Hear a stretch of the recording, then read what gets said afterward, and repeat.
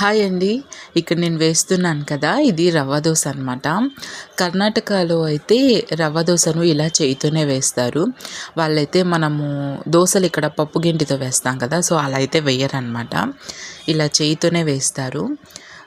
రవ్వ దోస అక్కడ ఆల్మోస్ట్ మీరేం తిన్నారు అని మధ్యాహ్నం అడిగితే సాంబార్ అని వస్తుంది అందరి నోట్లో. అండ్ మార్నింగ్ నాస్టా బ్రేక్ఫాస్ట్ ఏమి అనేసి అడిగితే ఖచ్చితంగా ఒక 50% వాళ్ళు వచ్చేసి రవ్వ దోశ అనే చెప్తారు. నేనైతే ఫస్ట్ అనుకునేదాన్ని, ఏందబ్బా రవ్వ దోశ అంటారు ఎప్పుడు అనేసి అనుకున్నా. సో దాని తర్వాత నేను ట్రై చేద్దాము అనేసి చేసినాను. అయితే నేను ట్రై చేసే కన్నా ముందు మా ఇంటి పక్కన ఆంటీ నా పాప కోసం అయితే చిన్న రవ్వ దోశ తీసుకొని వచ్చిందనమాట. అందులో కొబ్బరి చట్నీ చేసుకొని వచ్చింది ఆంటీ. అప్పుడు నేను వేసింది చిన్న దోశ కదా, సో కొంచెమే తిన్నాను అనమాట చట్నీతో. నాకైతే చాలా బాగా అనిపించింది. నేను సరే ట్రై చేద్దాము అనేసి నెక్స్ట్ డేనే ట్రై చేస్తున్నాను అనమాట.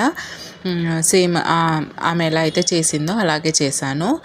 నిజం చెప్తున్నాను, నేనైతే ఫ్యాన్ అయిపోయినాను. అంటే దోశ తినాలి అన్నప్పుడు ఒకవేళ దోశ పిండి అవైలబుల్గా లేదు, ముందు రోజు నానబెట్టడం మర్చిపోయినాము, కానీ దోశ తినాలని ఉంది అని అనిపించినప్పుడు అప్పటికప్పుడు 1/2 అవర్లో చేసుకోవచ్చు చట్నీతో సహా. మీకు ఈ రవ్వ దోశ రెసిపీ కావాలి అంటే కామెంట్ చేయండి, తప్పకుండా వీడియో అప్లోడ్ చేస్తాను. చేసినా చేయకపోయినా వీడియో అయితే అప్లోడ్ చేస్తాను, సో చూడండి.